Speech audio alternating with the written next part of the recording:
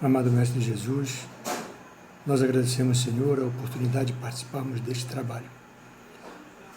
Eu agradeço à equipe do GESE que me convidou para participar, permitiu que eu participe deste trabalho, e peço a meu anjo guardião e aos bons espíritos que me auxiliem nessa tarefa, me dando as intuições e me ajudando a que a minha palavra possa servir de esclarecimento para aqueles que estão também aqui participando. O nosso tema de hoje é o capítulo 5, Bem-aventurados os aflitos, do Evangelho segundo o Espiritismo. Esse tema é bastante atual, tendo em vista as muitas aflições que nós assistimos nesse nosso mundo. Bem-aventurados os aflitos é uma das bem-aventuranças que Jesus proferiu no Sermão da Montanha. Então, bem-aventurados os aflitos, porque serão consolados. Bem-aventurados os que têm fome e sede de justiça, porque serão fartos. Bem-aventurados os que sofrem perseguição por amor da justiça, porque deles é o reino dos céus. Bem-aventurado é todo aquele que goza de plena felicidade, aquele que está numa condição de extremo bem-estar. A aflição, por sua vez, é um estado de ânimo perturbado por algo que o atormenta. É uma atribulação, um tormento. Convém nós compreendermos que as compensações que Jesus promete aos aflitos deste nosso planeta só podem realizar-se na vida futura. Sem a certeza do porvir, essas máximas seriam um contrassenso, seriam uma enganação. Mas mesmo tendo essa certeza, é difícil nós compreendermos a utilidade de sofrer para ser feliz.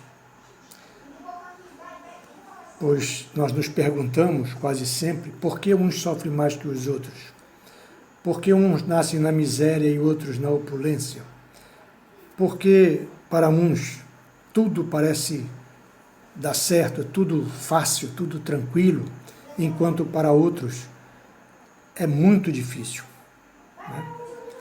Mas o que ainda menos nós compreendemos é ver uma distribuição desigual entre os bens e os males da terra, distribuídos entre aqueles que são da área do vício e aqueles que são da virtude, ou seja, entre os que trabalham no bem e aqueles que trabalham no mal.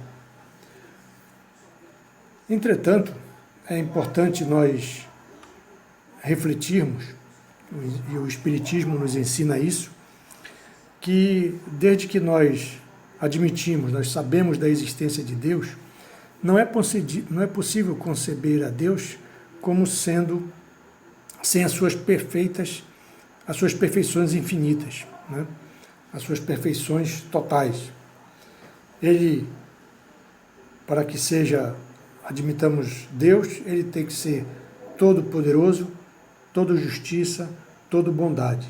Sem isso, não seria Deus, né? E se Deus é soberanamente justo e bom, ele em nenhum momento age por capricho ou parcialidade. Então ele não beneficia uns e prejudica os outros. Ele não faz distinção de uns para com os outros. Nós todos somos iguais perante Deus. Todos nós somos iguais, todos nós somos filhos de Deus, né? Então não há distinção. Então, se as vicissitudes da vida têm uma causa, qualquer que seja ela, e como Deus é justo, essa causa também deve ser justa. Isso é uma situação que todos nós devemos nos compenetrar, nós devemos entender e aceitar essa situação, né? A causa de nossas aflições é justa. Nós não estamos sofrendo por sermos perseguidos, por sermos abandonados por Deus, por estar sendo punidos por Deus. Todas elas têm uma causa justa, tá?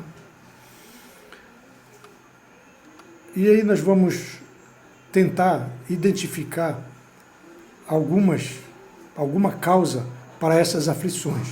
Vamos começar analisando aquelas que acontecem na vida presente, nesta encarnação, nesta vida. Então, se nós formos analisar toda essa situação, nós vamos reconhecer que muitos dos males, muitas das aflições, são consequência natural do caráter e da conduta daqueles que sofrem essa aflição. Né? Está de acordo com o caráter e com a conduta daquela pessoa. Imaginemos, por exemplo, uma pessoa que é imprudente, né? Não quer saber de nada, faz as coisas de qualquer maneira, não dá valor à sua própria vida. Então essa pessoa resolve dirigir, muitas vezes escolhe beber, tomar uma bebida, fica com os seus sentidos alterados, uma redução dos sentidos, vai dirigir e aí acontece um acidente. Nesse acidente, por exemplo, a pessoa pode vir a ficar sem poder andar, né? Machuca as pernas, a coluna e não pode mais andar. Aí nós vamos perguntar, de quem é essa responsabilidade? Quem foi que escolheu beber e dirigir? Quem foi que resolveu dirigir de forma imprudente, não respeitou as leis do trânsito? Então, com isso, essa pessoa está, como a gente diz, está cavando a sua própria aflição, está buscando uma aflição que não teria necessidade de existir. Né? Quantas uniões são infelizes porque são baseadas apenas no interesse material, ou na vaidade, ou no orgulho, né? A gente fica de olho, porque fulana é bonita, porque fulano é bonito, ele tem um carro, tem uma posição, tem um emprego, ela também, é isso e aquilo, é prendada. E nesse caso o que acontece? Casa, faz uma festa maravilhosa, quando muitas vezes não demora muito tempo, o casamento se desfaz. Né? Essa união fica infeliz, as pessoas não se entendem porque não basearam a sua união na lei do amor, no amor que cada um deve sentir um pelo outro.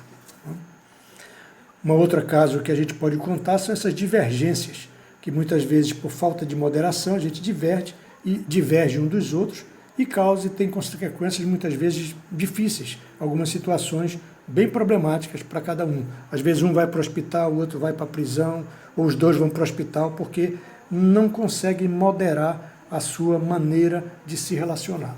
Então isso também é uma responsabilidade de quem escolheu agir assim. Então, portanto, a quem se deve essas aflições, senão a nós mesmos? Né? Nós mesmos é que escolhemos essas aflições, fazemos uma atitude que gera essas aflições. Então, o ser humano é assim, um grande número de casos, o autor de seus próprios infortúnios. Mas, em vez de reconhecer, atribui a má sorte, a culpa do fulano, do beltrano, a falta de oportunidade e joga para os outros a responsabilidade que é apenas sua. Então, nós podemos evitar essas aflições, todas essas aflições, quando nós trabalharmos para o nosso adiantamento moral e intelectual. Né? Passarmos a agir conforme Jesus nos ensinou, amando a Deus sobre todas as coisas e ao próximo como a nós mesmos, praticando a caridade com todos. Mas existem algumas situações em que não dá para entender que uma pessoa que já nasce com uma doença de nascença, né? Essa pessoa não fez nada nesta vida que justificasse isso. Então, nessa situação, tem situações, acidentes que acontecem. Eu embarco no avião, entro no avião, fazer uma viagem, há um acidente. Eu não escolhi que eu queria viajar no avião que ia ter o acidente. Né? Então, aconteceu fora, aparentemente, da minha responsabilidade.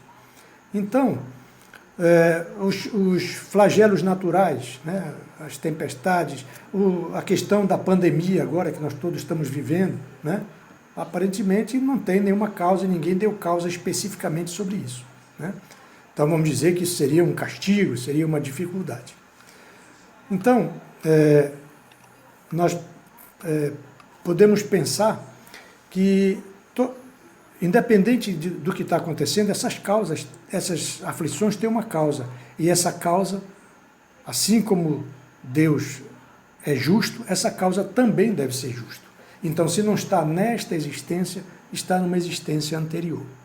Então, o que nós não conseguimos resolver numa existência, nós deixamos para a próxima encarnação.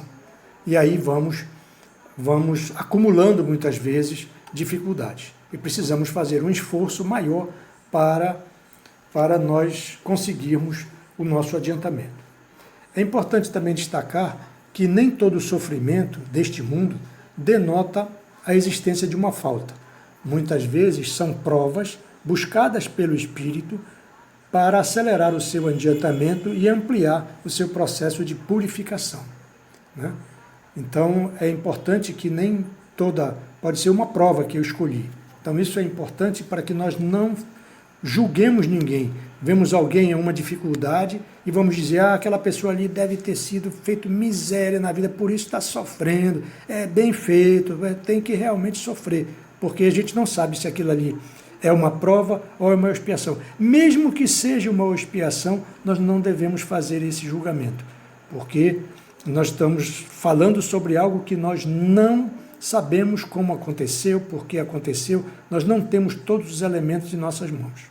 Então, a nossa atitude numa situação dessa, quando nós vemos todas as aflições no mundo, é nós ajudarmos a atenuar a aflição, é nós estendermos a mão, é nós conseguirmos fazer com que aquele irmão se sinta amparado e acolhido e podermos ajudá-lo a se recuperar.